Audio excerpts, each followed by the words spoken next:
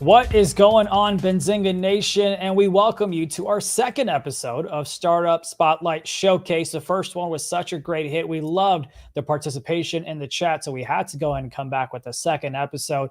And, so many times we have shows here at Benzinga where we're focused on the financial markets. We're focused on publicly traded companies. Then we also go ahead and focus on crypto as well, because we want to find different ways that you can diversify your investments, your portfolio, and have ways for your hard-earned money to make money for you while you sleep as well.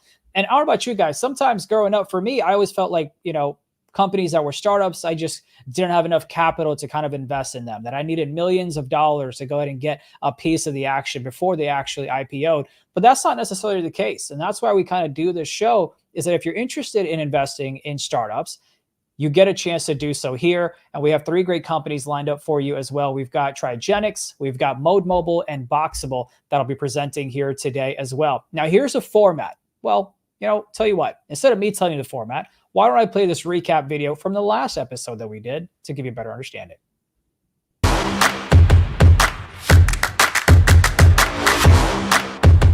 I'm so grateful we live in a country that allows us to even have these types of conversations where people can come, create an idea, build a business, and then go and pitch people for money. I love entrepreneurship. I love encouraging people to quit their jobs and do what they love. And I am stoked to be here today. We were on Shark Tank, as you saw. Mark Cuban did invest in us.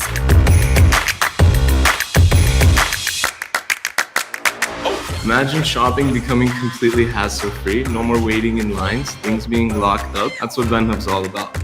I mean, it sounds like you're in the trials right now. When will you get to the point where you're actually able to charge for this drug? Zinit, I'm just stoked that we even were able to be a part of this. So thank you for having us.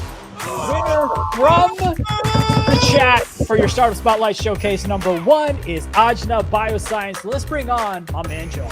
Our chat clearly relates to that. They liked your presentation. They clearly voted you as a winner. I think that what we're doing, people recognize as very important. Thanks for having me, guys. Really appreciate it. Look, we're not a startup that raised money here, but I think it's cool that we went from an idea to execution, and the chat loves it. And I think it's one of the best shows that we've done of this caliber.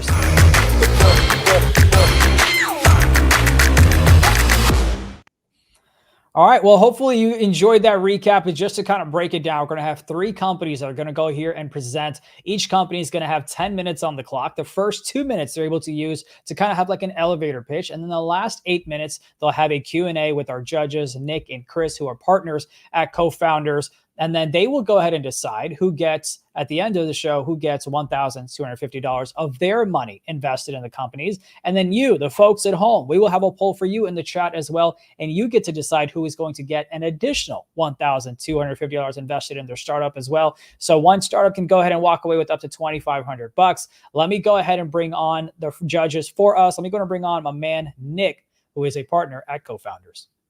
My name is Nik Hulewsky, and over the past 5 years, my companies have generated over $100 million in revenue, employed hundreds of people, and created millions of dollars of shareholder value. I've bought, run, sold, and invested in dozens of companies with multiple seven-figure exits. I also have a podcast called Nikonomics, where I get some of the best entrepreneurs to open up, spilling the nitty-gritty of how their businesses operate. So if you're curious, drop me a line, nick@cofounders.com, and let's connect. Gosh dang it, that guy's good looking. Oh my God. Quick wardrobe change.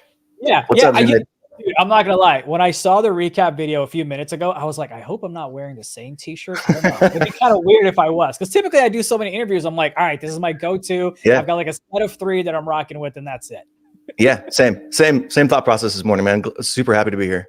You and I got a chance to catch up just yesterday, just going over things, and you've been busy, so what's it like? Just give us an idea of what it's like for you as an investor in startups and starting different companies to kind of be in the headspace to kind of attack these different sectors. Dude, Chris is going to come on in a second. We've been so freaking busy. We've launched a couple of businesses. I think going through the process of talking to these startups and asking them questions is actually a good refining process for me to understand how people are currently thinking about going to market, how they're currently thinking about their supply chain management, how they're currently thinking about growing their team, et cetera. So I get a ton of value out of having these conversations because I get to actually test the theories that I have as we talk to founders. So I love them. Well, I know you've got some new businesses you've launched, like you said. So if you ever want to plug them, talk about them, you're welcome to. I won't spill the beans because I don't want to get in trouble. Yeah. But you've got your partner, Chris, here as well. Let's see what he's up to. Howdy, everyone. My name is Chris Koerner, and I am a lifelong serial entrepreneur. I have started literally over 75 different businesses. I have an addiction. 3 of those businesses were worth over $10 million. 4 of them were worth over $1 million. Today, me and my partner own 7 companies, and I own 8 RV parks as well. I love entrepreneurship. I love encouraging people to quit their jobs and do what they love, and I am stoked to be here today. Chris, you do have a uniform for Startup Showcase. You do have Put myself to sleep. Jeez. Where's my energy?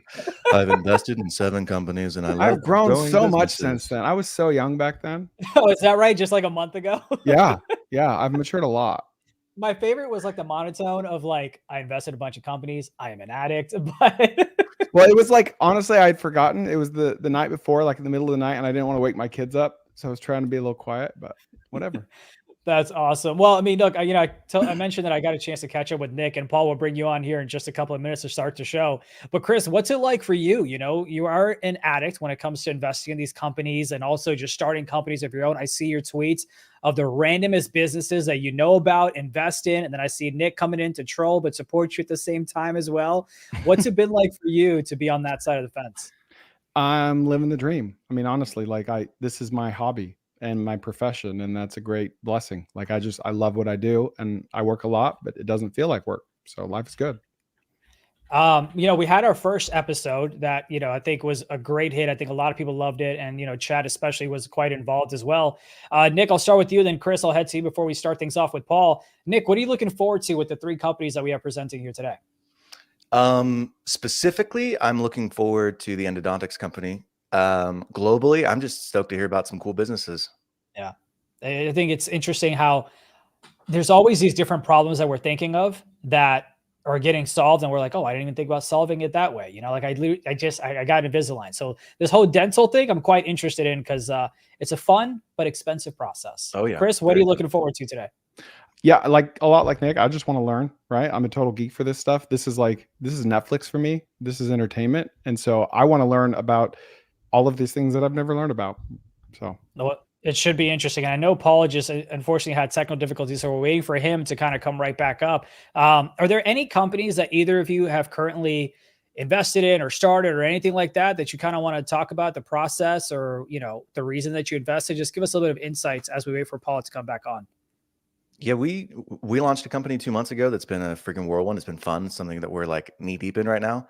Perfumevending.com. Chris posted a reel that went viral, and we ended up from that one post getting into a relationship with the manufacturer, getting exclusive rights to North America, and now we've sold, I think, almost 50 units, and it's turned into a proper business. So I think for me, when preparation meets opportunity is when the magic happens, and we've been working to sort of be able to fulfill on the other end of this funnel. So it's been fun to see some of our startup projects come to fruition recently. And you and I kind of talked about this where I will go to like, whether it's Ross, Marshalls, or any, department store. And I'm like, oh, I would love to try out a new cologne, but I'm not spending 60, 70, 80 bucks to not like it and then deal with the hassle of returning it. And it's like, I would love to just kind of scratch and sniff, but they're in like these protected boxes. So you can't even necessarily do that. Right. So it's like, why is that even there? It's protected. So I love the idea. And I think it's amazing that, again, saw a problem as a consumer, didn't really know how to fix it, but you guys found a way, not just because you went out looking for something to invest in, but just because you liked the idea, you guys tweeted about it, it went viral, and you're like, oh, wait, there might be something here actually for us to do. That's the magic of entrepreneurship. Chris talks about this all the time. Compounding does not care. So all the experiences that you've had over the last 2, 3, 4, 10 years, however long that's been, you have a certain set of experiences that can take advantage of the fat pitch. And so when that fat pitch comes along, and for us, it's been this perfume vending, you got to swing. Like you can't sit there and meticulously wait and plan. And like, I'm more of the planner. Chris is the actor, right? And it's been really cool to see that kind of come to fruition. Chris, anything you're working on outside of the perfume vending? Just putting out a lot of content, like having a lot of fun making reels and just cringing at myself into the camera, which is something I thought I'd never do. But it's been fun. Like Nick said, with his perfume vending, seeing what will come of it. Like, it'd be really nice to say, all right, this is how we drew it up. Like, we wanted to plan this out. This is going to happen. We're going to make a web. Like, that was just a one-off reel with no expectations that 15 million people resonated with. But it's like, it just goes, it flies in the face of the advice you hear from everyone, which is like, focus, say no to 1,000 things, say no to, it's hard to focus, but you got to do it. It's like, just stay in the game and keep like chasing shiny objects and see what happens. Yeah. It's kind of like boxable. Either you've got to follow the orthodoxy. I'm going to be DR Horton. I'm going to be the home builder, and we're just going to build the, specific houses.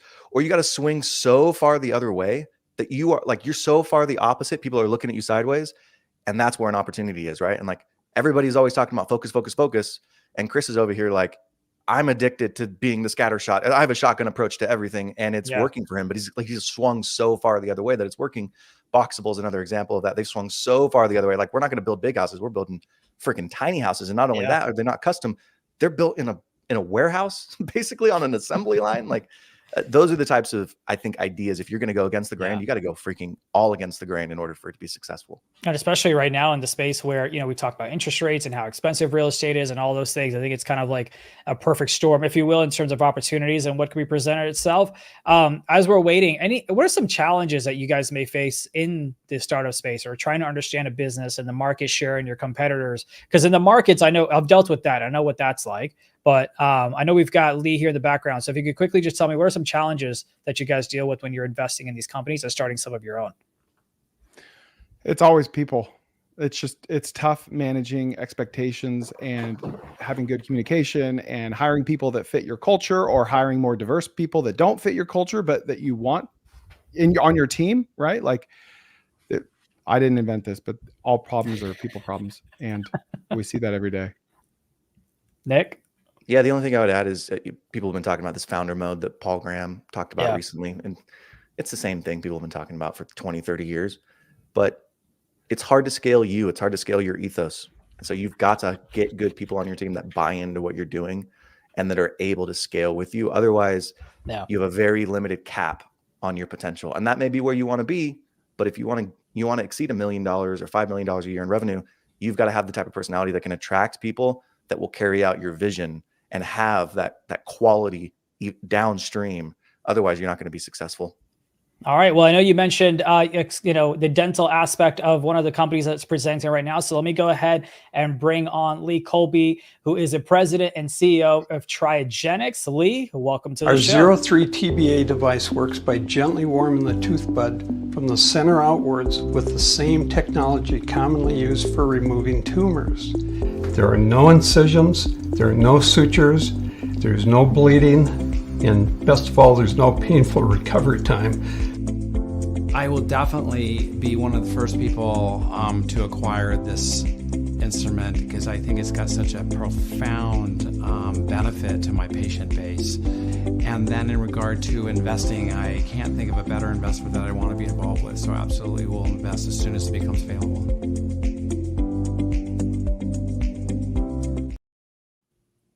All right, Lee, how's it going? Welcome to the show. Great to be here. I appreciate being invited.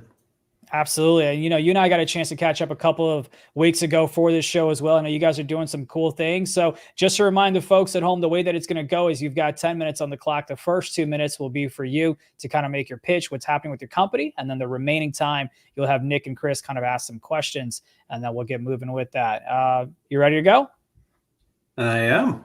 All right, Lee, the show is all yours. Thank you. It's great to be here.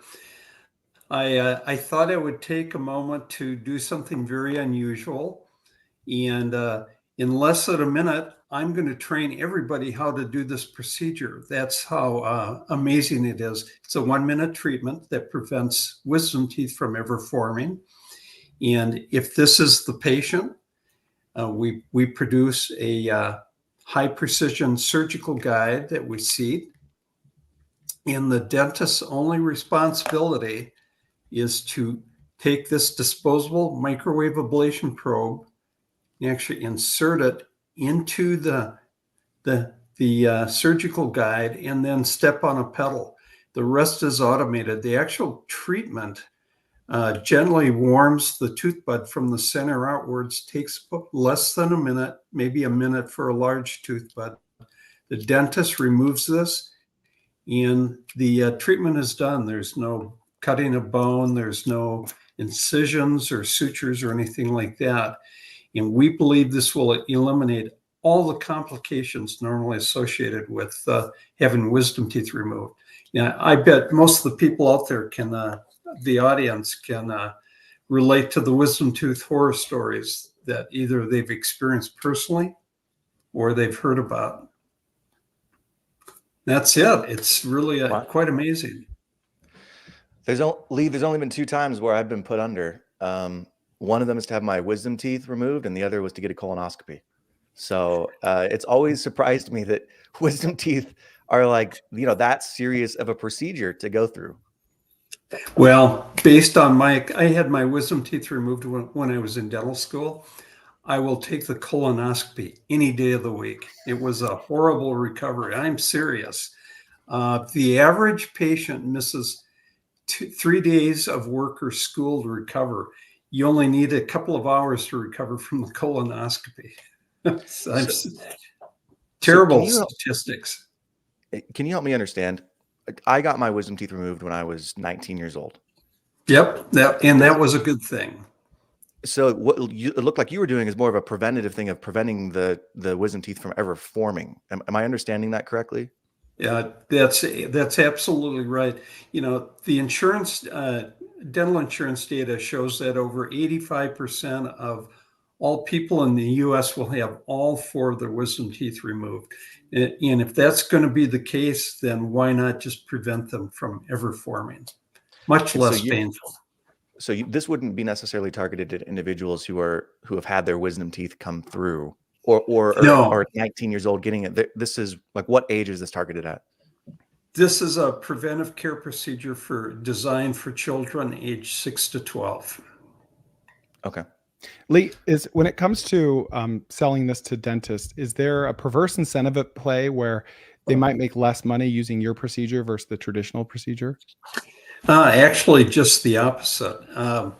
The potential for revenue for the dentist is actually higher with this procedure. The national average cost to remove a single wisdom tooth is around $500. This procedure will be slightly more expensive because of the new technology involved, but the margins are such the dentist will see higher net revenues. Okay. So go ahead, Chris. Sorry. I was going to say, I'm looking at your website. It looks like you have a lot of intellectual property locked down, which is awesome. What big competitor are you kind of looking out for? Is there another alternative preventative surgery like this that you're Nope. But we have no competition now. I have to say we are not yet cleared by the FDA. Yeah. But this is very analogous to how Align Technology was when they entered the market with their Invisalign clear braces. They had a very clear patent position for, I believe it was 15 years in the marketplace. We have 34 patents, and we believe we're going to have an airtight control of this through 2035. Yeah, it's obviously different, but it reminds me of the change in procedures once laparoscopy was introduced into the market, right? Yeah. Like you're no longer getting cut open. You're able to go in and a lot more precise, and then a lot more procedures opened up because people are willing to do it. They don't have as many scars.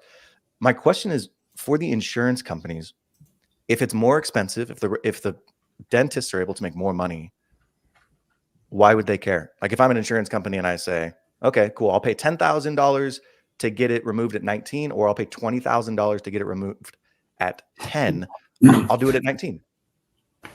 Well, the question is, what's the true cost of the procedure to the patient? And the complications can be lifelong, with the patients required to have corrective surgery because the nerves involved are damaged when the wisdom teeth are removed. About 1.5% of those having wisdom teeth removed end up with permanent paralysis on their face that requires expensive treatment. If you go to YouTube, you'll see some stories about how long it took for patients to recover have corrective surgery. The net cost to the patient is actually lower with this procedure than either having wisdom teeth removed surgically at an early age or waiting to have their wisdom teeth removed at a later time. In particular, people lose the teeth in front of them because of infections around the wisdom teeth. And that's very expensive for the dental insurance companies. Do the insurances view it the same way? Would they look at this and say, oh yeah, this is a no-brainer, or not yet? My bet is the insurance companies act like insurance companies always act, and they look at this quarter, not what's best for the patient long term. So you haven't had many conversations with insurance companies. This would be a cash pay product. This is a new product, new technology, and there's always a learning curve with the industry. There is a procedure code available for this procedure, that a CDT code issued by the American Dental Association for new technology. So we providers will be able to bill under the new code or under the provisional code. What is a realistic FDA approval timeline, being conservative? We are submitting for FDA clearance likely within the next 2 to 3 weeks. And we expect FDA clearance for sure by Q2 of 2025, could be Q1 2025. And do you have like a set go-to-market strategy in place for when that happens? And if so, what is that? Well, we believe we have our first year of business already lined up. We have a number of dental service organizations, DSOs, that are interested. We can't formally talk with them until we have FDA clearance, but we have a number of DSOs with hundreds of offices that want us to introduce the product when it becomes available on the marketplace. That will be our controlled rollout through the DSOs. Then we will make it available to general practitioners nationwide.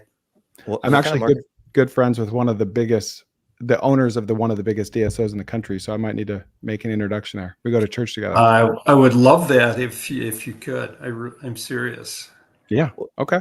I'm happy to. So what kind of market research have you done on the pricing? Because if I'm a DSO, I get why they like it. It's more revenue to the dental clinics, but are patients willing to pay more? Well, we have parents that email us asking, when is this going to be available? And the common theme is that they do not want their kids to go through what the parents went through. So we believe we have a huge market. Okay. Here's my last question. Why are you crowdfunding? Why aren't you going to a larger institution, maybe even an insurance company, and having them fund this? Well, how can I explain it? It's very difficult to deal with the traditional venture capital groups. The large institutional investors don't want to step forward until we have FDA clearance in the bank. So we're early stage. Equity crowdfunding actually was a pretty good choice for us, and Start Engine has done a very good job. And what are you using the funds for? It's we finished product development. We are now scaling into manufacturing. Okay. Product we have 20 development seconds. is done. We have 20 seconds left. I have a lot of healthcare experience. I'm sure you got people in your ear. I'm going to give you just 2 pieces of advice. Yep. Do more market research and gather actual data that shows people are willing to pay for this product, right? Anecdotal emails aren't going to be enough as you're getting to the next rounds of funding. And then second, go to some insurance companies. Like I can introduce you to a few insurance companies, but this could be an amazing play through an insurance company that's wanting to cut down on some of their expenses. So I'm sure you've thought of those, but take that with a grain of salt. That's kind of my Okay. All right. Appreciate it, Lee. And I will say now you've got me a little worried because I haven't had my wisdom teeth pulled. So am I going to call my dentist after this? Probably. Maybe I should have had your technology. Yeah. I can see the fear in your face for me. Statistically, your day is coming. Sorry. All right, cool. It's exactly what I wanted to hear. Oh my gosh. You might just die. I honestly. love I love it. Lee, thank you so much for your time, man. I appreciate it. We'll be in touch. Best of luck. All right. Thank you. Thank you, Lee. Take care. All right. That was awesome. So he didn't even laugh. He was just like, statistically speaking, your Just day is straight up coming, got Junaid. me. But he's not wrong though, because to me, I'm like, it doesn't hurt. So then I'm like, I'm not gonna do anything about it. But of course, I'm gonna be like 40 and it's gonna be a pain. But all right, let's keep. Yeah, He may not be wrong, but he's wrong for that. Okay. I love it though. I love it. That's what the show is all about. All right, let's move on to the second company that we've got. We've got Mode Mobile, and we've got Dan, who is the co-founder and CEO. Here it is. You know how companies secretly profit from $100 smart TVs? They make money off your attention and data. With over 700 million households owning a smart TV, early investors have cashed out billions. Don't miss the next big thing with Mode Mobile, a company tackling $1 trillion market opportunity, turning smartphones into earned phones for 7 billion people. Our customers already earned and saved $150 million. Visit invest.modemobile.com to learn more. Dan, what's going on, man? Welcome to the show. I look forward to seeing what zingers you might have for me at the end of your pitch. But how's it going? You doing all right? I'm doing good, guys. How are you? Yeah, I've been practicing my zingers back here in the green room. So I love it. Well, look, excited to have you on. I think, so many folks spend their time and energy on their phones. You might as well try to make some money, get something out of it as well. I've seen different things like weight losses where, hey, if you lose weight, you get to do this. If you shop, you get to do this. If you watch this, you get to do that. So excited to see what your company's doing. Just a reminder for the folks and for you as well, 10 minutes on the clock. First 2 minutes, it's your startup pitch, or your elevator pitch, excuse me. And then we'll have a Q&A with Nick and Chris. And it's all you, man. awesome. All right. Well, thank you for having me. I'll quickly go through this. So at a high level, we see the smartphone as an income generating asset that's really sitting untapped in the pockets of these 7 billion consumers. Today, especially with inflation, how things are going, 56% of Americans today don't have $1,000 in their bank account. And so what we're essentially doing is taking the 40 to 50 hours a week that people are spending on their smartphone and then turning it into a new income stream. So you kind of think about this, how Uber did this for cars or Airbnb did this for homes, except, the vast majority of people don't have cars and homes. But everyone has a phone, whether you're in sub-Saharan Africa or sitting in your apartment in Manhattan. And that's a big opportunity that we see.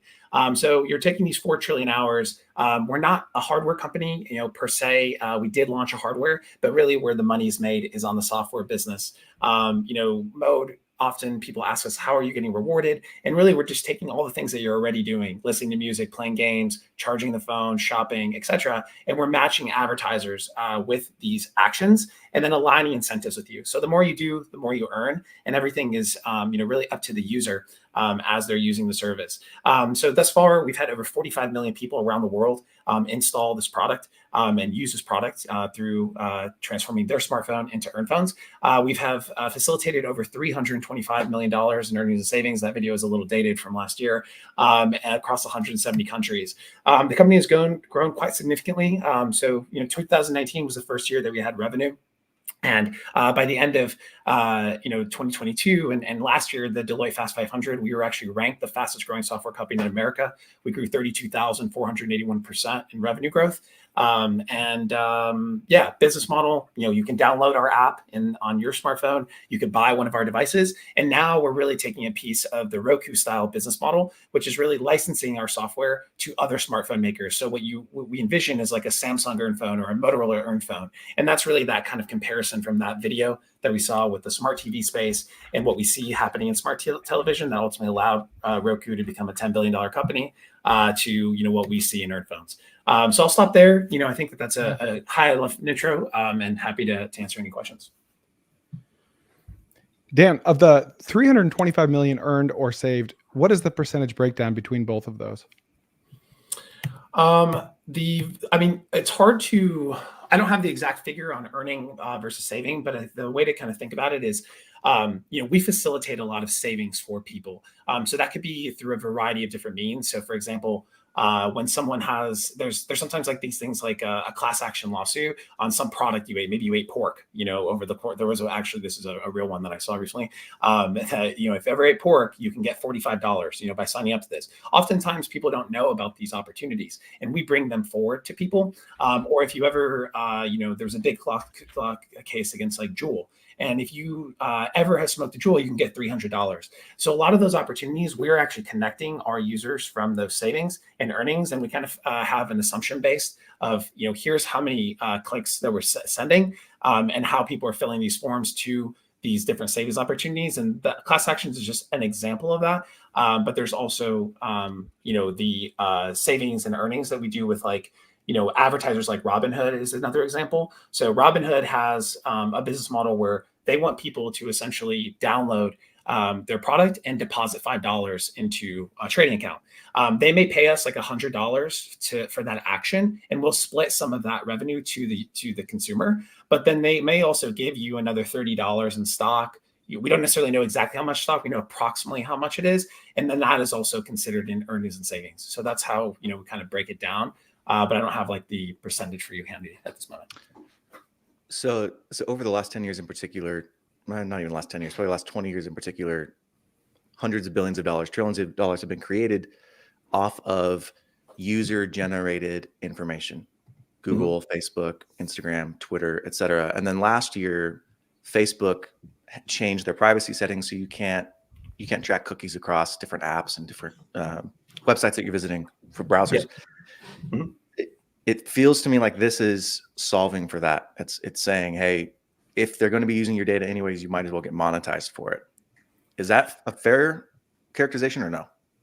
Yeah, I think that's a great point. I think like fundamentally our thesis is, if you look at the companies that are these $1 trillion companies, they tend to be the companies that you're exactly saying.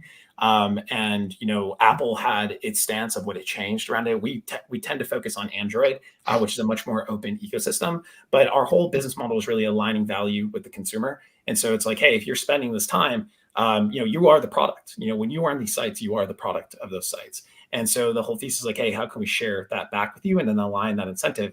Because the time that people are spending on these phones is only going up, right? If you actually look in the Gen Zs, it's like 50 to 60 hours, whereas like the average, I think, between all generations is like 35 hours a week, which, it is a work week, right? Mm-hmm. And so that is the thesis behind the business. So internationally, I know Android crushes iOS, but domestically, iOS is a very large component of the smartphone market. Mm-hmm. Does your software integrate with iOS? Like, would Facebook allow your software onto their website? Would Google? Would these large data aggregating companies allow your company to interface with them? Yeah. So the way to think about it is, we made the conscious decision to pull out of iOS early on. We actually used to have an iOS app, and the main reason was actually just because of the Apple, how close they keep that system. That is changing now. Like GDPR, Apple's gotten like pegged for a lot of monopolistic behaviors, and now CCPA is actually also kind of following suit. So over time, we're seeing Apple actually open up their ecosystem a bit more. Google, on the other hand, our phone is GMS approved. We're on the Google Play Store. We have 3.2 million reviews on the Play Store. And so, those services have allowed our software there. And the way to also think about it is like, there are permissions that essentially the users are giving. They don't have to give all of these permissions, but what essentially we're able to do is we're able to know, hey, when you're on TikTok or when you're on this game, we know how much time you're spending on there. We're not seeing what you're doing in those apps, but we know, hey, you're spending 20 minutes in this product. And so that allows us to be more intelligent about how we market to you. And so, that's essentially how, they don't necessarily have to give us the permission to do that, right? The user has to give us the permission for the setting in the device itself. Okay, so you're an ad platform, which is why you're comparing yourself more to Roku as opposed to.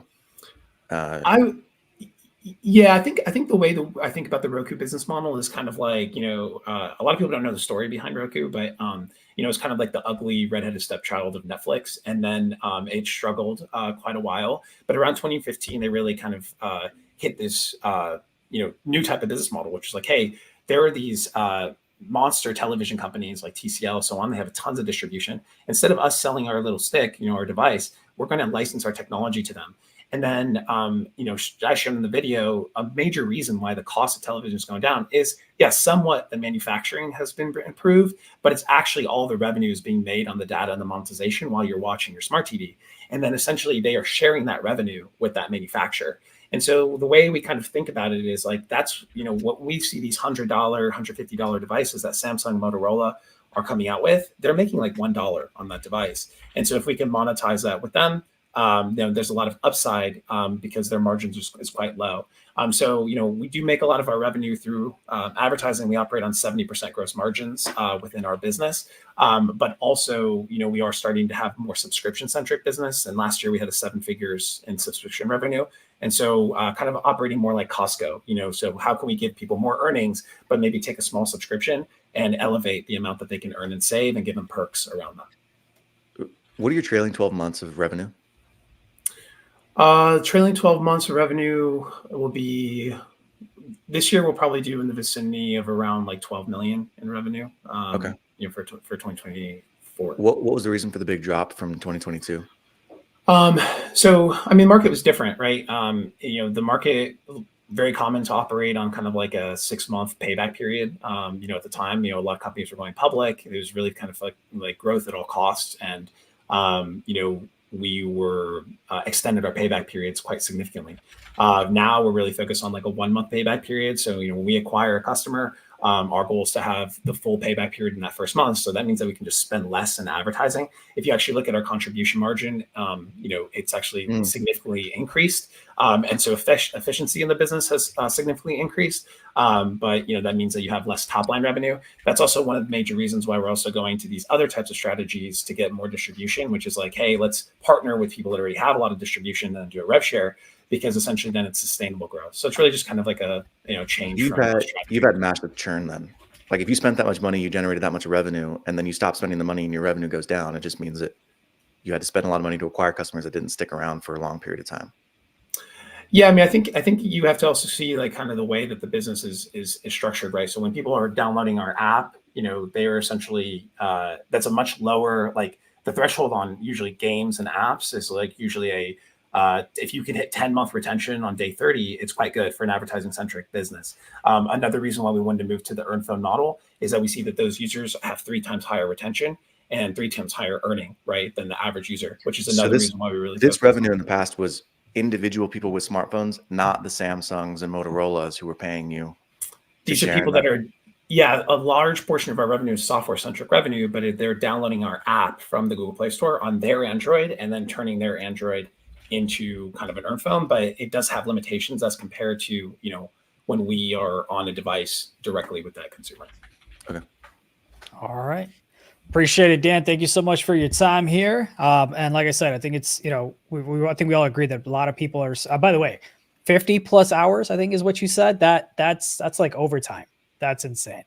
Now I'm going to go ahead and check what my time on phones is, but do you know what yours is, Dan, before you go? I'm just curious. I mean, you're running a business, so I can understand that you're not on TikTok probably, but I am curious if you know what yours is. Yeah, I mean, I think I'm at around like 47 hours a week. It's pretty insane. Yeah. Makes sense. Makes sense. Yeah. Awesome. Well, appreciate your time, Dan. All right. Thanks, guys. Appreciate it. Have a good one. You too. All right. Now I got to go around the horn here as we wait for Boxable to show up here. Nick, how much time do you think you spend on your phone? I don't know. 2 hours a day, maybe. Chris didn't even laugh. At that. Come on. I can't tell if you want me to call you out or not. Like, send me a text next time or something. I was going to say, I'm sure you two just like are on the phone for 2 hours, period. Yeah. Where do I even look for that? I think you'd have to go to like settings and like phone screen or something like that itself. Nick, Chris, do you know what yours is? Mine's like 4 hours a day, but it's screen time is what it's called, Nick. I'm on my MacBook like 10 hours a day, so it doesn't matter. Okay. Yeah, I'm a little embarrassed. You ready? For me, and by the way, I think we're going to throw the poll up in the chat because I know Boxable's having an issue here for a second, but for me, it's 10 hours and 45 minutes. A day? You like how he just perked up that one for that comment? He doesn't have kids, dude. He doesn't have kids. I don't, but okay. But in my defense though, I trade, right? So I'm always like, the news is always coming in and out, whatever. Yeah, look, that's the excuse that I'm going with, is that's the reason. I'm $3.59 a day. I was That 1 is minute off. I am 6 hours and 40 minutes a day. okay. So I need a life then. I need to go touch grass, is what you're saying. Well, I don't know. Apparently I need a life. I'm on twice as. I got to see which apps I'm actually using in itself as well. So look, here's what's happening. You know, when you do a live show, things happen and we're trying to work through it. But we were supposed to have 3 companies. Looks like Boxable's having some concerns. Let me take a look at email that just came through. Looks like they're having some tech issues getting into the link. It looks like StreamYard itself, unfortunately, just on today's day, is having some insights and issues there. But Nick, kind of tell me what your thoughts are on the 2 companies that are presented. Aaron Thomas, our producer, we could throw a poll up in the chat as well, just in case Boxable doesn't show up, so we can take care of our viewers and uphold that side of things. I'll start. I think Mode Mobile is ambitious, but their revenue is declining. It's an incredibly hard space to figure out how to monetize these ads. They haven't figured out how to do it profitably. They likened themselves to Roku. Roku's had a freaking rough go, but you're a trader. You've seen Roku over the last 5 years. I mean, pop during the pandemic, crash post-pandemic. It looks like they're making kind of a comeback, but I just think that is an incredibly ambitious business, and I'm not super bullish on it. When you have to liken yourself in your pitch deck to the next Uber, Airbnb, $1 trillion industry, it's like, I don't know. 99% of businesses are not doing that, and they're not growing at the pace necessary to justify that type of a comparison. I mean, their year-over-year revenues are down over 50%. So what are some opportunities you see though? What are some, I mean, I understand your, the other side of it, but I want to get the different in terms of what opportunities do you see for a business like that to go ahead and increase revenue? Like, what are some things that you see on the horizon in terms of catalysts? Yeah, I think it's the Wild West. I think the fact that Facebook is no longer, because of the changes to iOS, Facebook's no longer to gather a lot of user information. If they could figure out a way to turn this into essentially the information that are needed to create ads, which is why people go on Facebook so much, that could be an interesting play. Monetizing, giving people the opportunity to make money off of their data, because for so long Google and Facebook and all these other companies have made money off of our data. It'd be nice to rev share in that data. I think that's a really interesting idea. I just get very cautious around $1 trillion ideas. Those are very, very far and few between. Definitely some opportunities there to capture, but I understand your concerns there as well. Chris, what are your thoughts in general? It just not to be about Mode Mobile, but in general, in terms of the 2 presentations that we've had so far. I was super impressed with TriAgenics.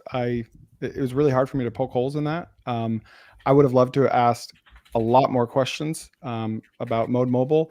I'm not sure why they're in the hardware business. Like Nick said, their revenues are dropping. It's $8 million last year net revenues that they lost money on at a $325 million valuation. I think this is one of those businesses that needs to be small and profitable. Not every business needs to raise a ton of money and be really big.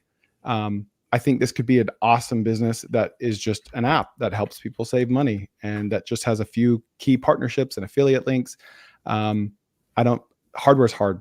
And so, yeah, I think this is and to their credit, they are pivoting, right? They're trying to find out the business model. To your point, Chris, I think it would, if they niched down and decided, okay, we're not going after $1 trillion market, but we could be a $1 billion company.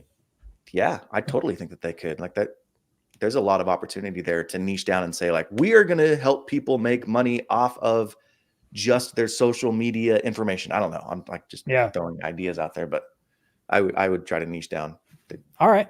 Well, let me go ahead and it kind of sounds clear where you're going on. I think we've got the poll, and it's interesting always to kind of hear y'all's perspective, but also see the viewers and kind of what they would want to invest their money into as well. But let me go ahead and kind of make it official, I guess you could say. Who you guys got as your judges pick for today's show? Chris? I'm all in on TriAgenics. Nick, I assume you agree with your smile. Yeah, man. I think that is a incredible idea. I really liked Lee. I think that they maybe need some outside advisors or just other people who have scaled these type of products in the past, but there's a huge opportunity for that. It's preventative. It's something that people hate. Nobody likes to get their wisdom teeth out. It looks like a pretty painless procedure. I likened it to laparoscopy, which is a much less invasive type of procedure than general surgery, which is what removing your wisdom teeth are. So I'm very bullish on that product. I think it's a really cool product. All right. And then, of course, we have the poll in the chat as well, where we had 74% of individuals that said that they would go ahead and invest in Mode Mobile as well. So I know, Dan, Mode Mobile? That's what I've got. That's what one? I'm That's the saying. winner? That's what I'm saying. It's always interesting to kind of hear the different perspectives of you guys, but what the chat's thinking, right? I think last time we had Overplay and we had Ajna from the chat as well. So it's always cool to kind of see the different dynamics on that side of things as well. Lee, I know dumb, I guess. That's just you've got Lee in the background. no, as not well. even a laugh. Lee, let me go ahead and bring you back on, man. How's it going? Okay. Yep. Well, I think I agree with what, Nick and them have said in the sense of like, yeah, wisdom teeth, it's a painful thing. So there's a way to kind of prevent it. I think people would pay more even than what a wisdom tooth removal would cost to not deal with the pain aspect of things, in my opinion. At least. Like for now, I know you said statistically my time is coming. I would pay probably twice as much as whatever your procedure costs just to not have my time come, I guess. Well, the key is making the procedure safer than having wisdom teeth removed. That's really the bottom line for parents. You got my vote, Lee, because you look like Walter White, and that's all I need. You're an empire builder. You're an empire builder. We actually do have a lot of market data, though. We spend a lot of time with pediatric dentists who see our patient base. And we have yet to have a single dentist, not a one, that has said this is not a good idea, or that their parents of their kids would not accept this. I think that's great. So first of all, I love the product. I think it's incredible because it changes the dynamic of going to get your wisdom teeth removed, right? In the past, it's like, oh, great, I'm going to be on Vicodin or codeine for the next 7 days, and they're going to put me under. I'm a false, whatever. This is totally preventative. So I love that piece. We expect kids to be able to go out and play right after the procedure. Yeah, you do that with wisdom teeth removal. That's incredible. And you may have this data. I was just more saying, hey, we've spoken to 1,500 pediatric dentists. 75% of them say that parents are willing to do this. And then we spoke with 2,000 parents. 80% of them said they are willing to pay $10,000 to have this removed. Like that's more of what I'm talking about rather than, we've spoken and you may have that. I'm just saying I would have loved to see. We do. That. Yeah. We just completed a survey sent out to thousands of dentists across the country. And over 80% of them were either excited or very excited to offer this a treatment to their patients once it's FDA approved. That's awesome. Yeah. So but there's no hope for people like Zunaid. He's got to go get that just cut out. Go to sleep, rip them out. I can't believe that's the funniest thing. I might have to clip that out for some. I don't know. That was just really funny. But Lee, appreciate your time here today. I'm going to go ahead and obviously connect to you guys, all three of you together. That way you can kind of explore and make those introductions that we talked about during the show as well. But appreciate your time here today, Lee. Okay. Thank you very much. Thank you, Lee. Absolutely. Take care. All right, Nick, Chris, any final thoughts before we go ahead and head out? No, this was fun. I was going to say that Mode Mobile, because I made the joke earlier, so now I feel obligated to say this.